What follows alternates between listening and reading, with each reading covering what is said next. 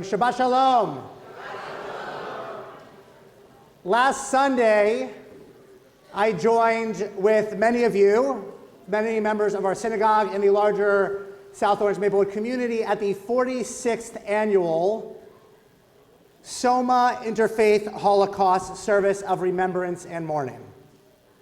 This service began almost half a century ago by our Rabbi Emeritus, Rabbi Yechiel Ornstein, Zichrono Livracha, by many lay leaders, and by Sister Rose Thering of blessed memory, a Catholic nun who spent her time in this community doing doctoral work about the history of anti-Semitism within the Catholic Church, and spent her entire career as a nun fighting that anti-Semitism within the Catholic Church.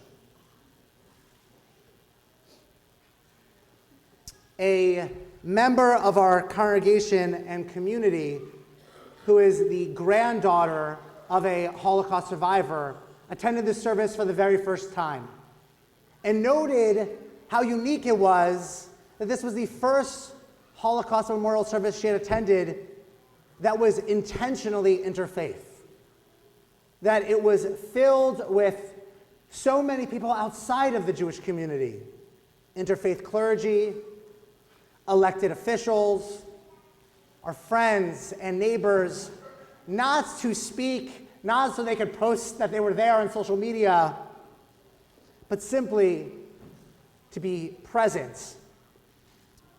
My friend Jim Ferruggiaro, who, if you couldn't tell by my mispronunciation of his last name, is Italian Catholic, has served as the chair of the SOMA Interfaith Holocaust Committee for a number of years. He joked that he never thought when he started doing that volunteer work that he'd become friends with so many rabbis and cantors. He was awarded with the Holocaust Education Prize in Sister Rose's memory, named in her memory, for his work in structuring and facilitating this interfaith service. And as he accepted this award, he asked and wondered aloud if he was alive during Nazi rule, whether or not he would have been brave enough to hide his Jewish neighbors and friends. It was noted at the service that at this time of rising anti-Semitism, how important it was for this to be intentionally an interfaith service, with a promise of never again and never forget. And upon exiting the sanctuary, there was a project that was made by teens of houses of worship within our community, a poster, a banner outside the sanctuary that read, "To end hate, I pledge to, ...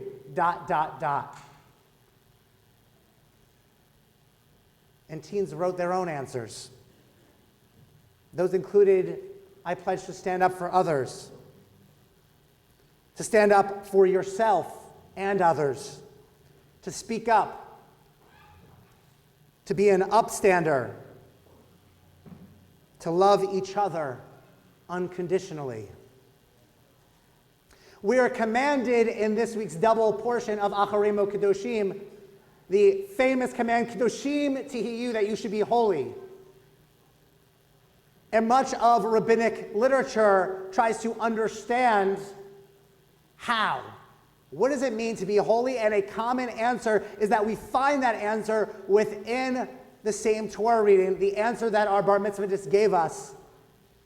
How are we holy? Ve'ahavta l'reacha kamocha. That we're supposed to love our neighbor as ourselves, Torah's version of the golden rule.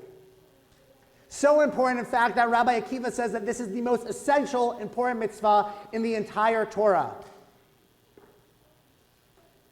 Similarly, when Rabbi Hillel is asked to teach the entire Torah to somebody while standing on one foot, he simply says, "That which is hateful unto you, do not do unto others." That is the whole Torah.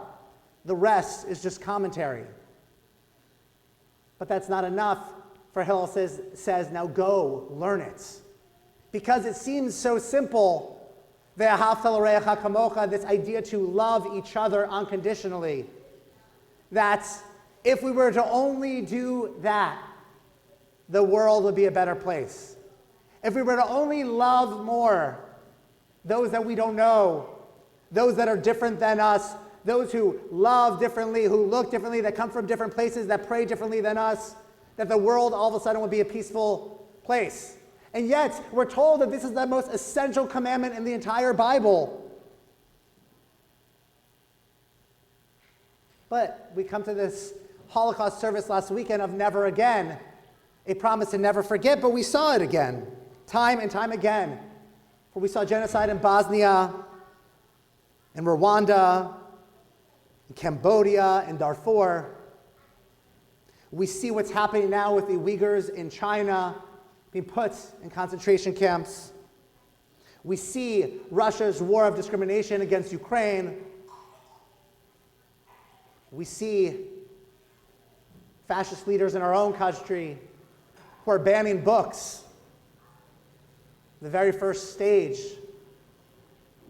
of the Nazis' re-education program was to ban certain books, or to discriminate and ban gender-affirming healthcare against the transgender community, to single out and separate out different people and different populations. We say never again. We say we're going to love each other. And then we sit back as we love each other and see never again happen again. Because how are we supposed to love each other? In our own bubble, maybe we do. But how are we supposed to love each other when there are those who are intentionally hating the other, hating another because of who they love, because of how they identify, because of where they're from, because of their immigration status, because of how they pray?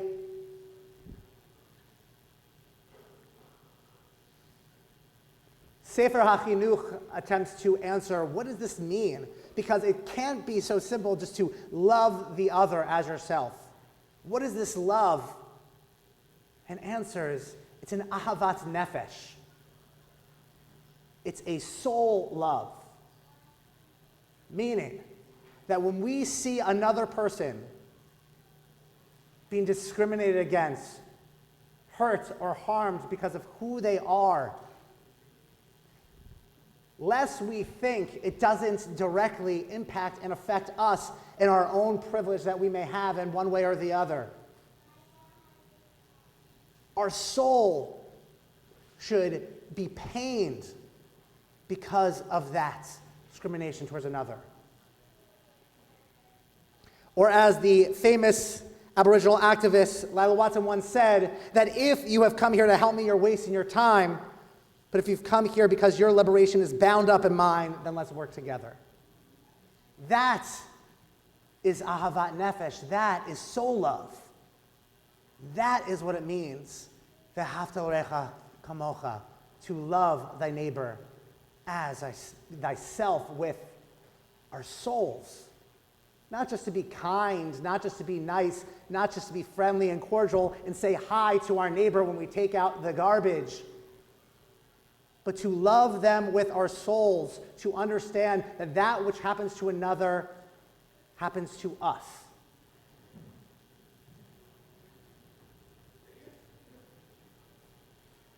We say it's important. We say it's essential. And yet, when we say never again, we look at the world around us happening, and in different forms, happening again and again. So as my friend Jim asked at that Interfaith Holocaust service and wondered if any of us would be brave enough to save our neighbors from persecution when their own safety, their own life is at risk. And because of our privilege, we may be safe in this moment. Or to stand up to totalitarian and fascist regimes.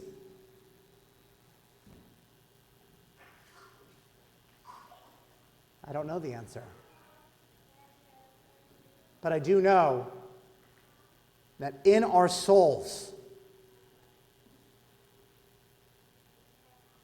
to love each other, is to stamp out bigotry entirely in this world and in this community.